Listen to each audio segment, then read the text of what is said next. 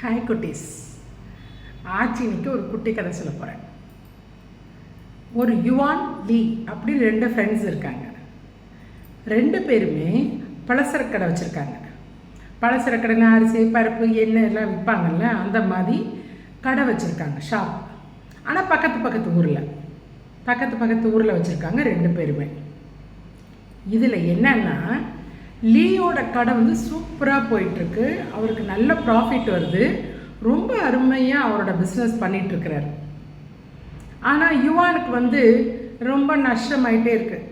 அவரோட பிஸ்னஸ் ரொம்ப டல்லாகுது, ரொம்ப கஷ்டப்படுறாரு. அவரால் சரியாக வியாபாரம் பண்ண முடியல. இதை பார்த்துட்டே இருந்தால் லீக்கு ரொம்ப மனசு கஷ்டம். ஏன்னா ஃப்ரெண்டு கஷ்டப்படுறானேன்னு சொல்லிட்டு ஏதாவது ஒரு டிப்ஸ் கொடுக்குறாரு, ஏதாவது அறிவுரை கொடுத்தா, நீ எல்லாம் ஒன்று எனக்கு சொல்ல வேணாம், ஏன்னா எனக்கு தெரியும் என்ன பண்ணணும்னு எனக்கு தெரியும் அப்படின்னு ஒரே வார்த்தையில் சொல்லிடுவார். யார் என்ன சொன்னாலும் கேட்க மாட்டேன், எனக்கு எல்லாம் தெரியும், நீங்கள் யார் சொல்கிறது அப்படின்னு ஒரு ஆட்டிடியூட் அவருக்கு. யார் சொன்னாலும் கேட்காம இப்படியே இருக்கிறாரு. ஆனால் வியாபாரத்தில் நஷ்டம் வந்துகிட்டே இருக்கு. இவருக்கு ஒரே கவலை, ஃப்ரெண்டுக்கு இப்படி இருக்கானேன்னு சொல்லிட்டு கூப்பிட்டு, பக்கத்து ஊருக்கு ஒரு ஜென்துறவி வந்திருக்காரு, நீ போய் பார்த்துட்டு வா, அவர் ஏதாவது ஐடியா கொடுப்பாரு அப்படின்னு சொல்கிறார். யார்? அவருக்கு என்ன தெரியும்? அந்த ஜென்துறவிக்கு என்ன தெரியும்? அவர்கிட்ட போய் எதுக்கு என்னைய போக சொல்கிற அப்படின்னு கேட்குறாரு. இல்லைப்பா, எனக்காக நீ போய் அந்த ஜென்துறவியை பாரு அப்படின்னு. சரி, உனக்காக வேணா நான் போகிறேன் அப்படின்னு சொல்லிட்டு போகிறாரு. போனவுடனே அவருக்கு கடை பிஸ்னஸ் இதை பற்றி எல்லாம் குருட்ட சொல்கிறாரு. குரு அமைதியாக கேட்டுட்ருக்கிறாரு.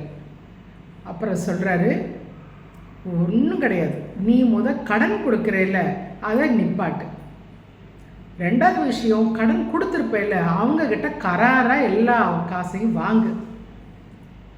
3வது விஷயம், பிஸ்னஸில் கொஞ்சம் ஸ்ட்ரிக்டாக இருக்கணும்.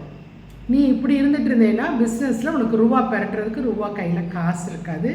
பிஸ்னஸ்லேயும் ஸ்ட்ரிக்டாக இருக்கணும். இந்த கடன் கொடுக்குற விஷயம்லாம் வச்சுக்காதெல்லாம் சொல்கிறார்.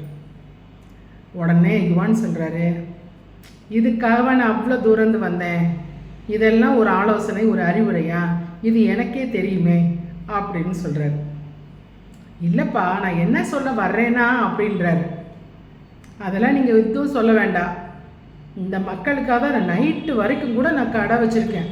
நைட்டு 11-12 மணி கூட கடையை நான் திறந்து வச்சுருப்பேன்.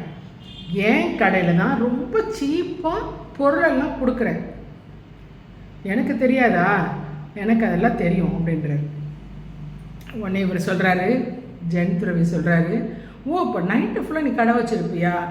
ஓ வீடு ரொம்ப தூரமாக இருக்கே, ரொம்ப டிஸ்டன்ஸ் தானே, நீ எப்படி போவ? இருட்டாக இருக்குமே அப்படின்னு கேட்குறாரு. நான் தான் கையில் அரிக்கன் லேம்ப் வச்சுருக்கேன்ல. அரிக்கன் விளக்குன்னா முந்தைய காலத்தில் மண்ணெண்ணை ஊற்றி திரி போட்டிருக்கும், சுற்றி கண்ணாடி மூடி இருக்கும், அது ஹேண்டில் இருக்கும், தூக்கிட்டு போகிற மாதிரி தான் இருக்கும். அது நான் வச்சுருக்கேன், அதை எடுத்துகிட்டு நான் வீட்டுக்கு போயிடுவேன் அப்படின்னு சொல்கிறேன். அரிக்கன் கொஞ்சம் வெளிச்சம் தானே இருக்கும், எப்படி நீ அவ்வளோ தூரத்தை நீ எப்படி ட்ராவல் பண்ணி போக உங்கள் வீட்டுக்கு அப்படின்னு கேட்குறாரு அந்த இருட்டு நேரத்தில் அப்படின்னு. அது என்ன சூரியனா? நான் கையில் வச்சுருக்க அரிக்கன் லேம்பு மண்ணெண்ணை விளக்கு, அது கொஞ்சம் தூரம் தான், கொஞ்சம் டிஸ்டன்ஸாக வெளிச்சமே தெரியும். அது சூரியனா எல்லாத்துக்கும் வெளிச்சம் தரத்துக்கு அப்படின்னு கோபமாக சொல்கிறார். அது சரி, அந்த சின்ன வெளிச்சத்தை பார்த்து நீ வீட்டுக்கு போயிடுவியா அப்படின்னு கேட்குறாரு. ஆமாம், ஒரு குட்டி வெளிச்சம் கிடைக்கும், அரிக்கன் வெளிச்சத்தை கிடைச்சிட்டு அப்படி நான் போயிட்டே இருப்பேன், நான் வீட்டுக்கு போய் சேர்ந்துருவேன், அப்படி தான் நான் போகிறேன் அப்படின்ற. அதே மாதிரி தான் சின்ன சின்ன ஆலோசனைகள், சின்ன சின்ன டிப்ஸ், அறிவுரைகள் எடுத்துக்கிட்டேன்னா உன்னோட பயணம் நல்லா போயிட்டுருக்கும், உன்னோட பிஸ்னஸ்ஸு சூப்பராக போகும்.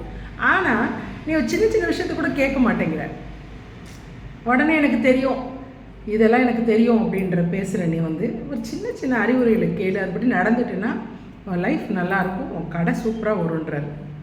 அப்புறம் தான் அவருக்கு புரிஞ்சுது, ஆமாம் குருவே, நீங்கள் சொல்கிறது கரெக்டு, நான் ஃபஸ்ட்டு நீங்கள் சொல்கிற எல்லாத்தையும் நான் எடுத்துக்கிறேன் நான். ஏன்னா அவர்கிட்ட கேரக்டர் இல்லை, மற்றவங்க சொல்கிறத கேட்குற கேரக்டர் அவர்கிட்ட இல்லை. அது ஜென்துறவி சொன்னதுக்கப்புறம் அவருக்கு புரிஞ்சது.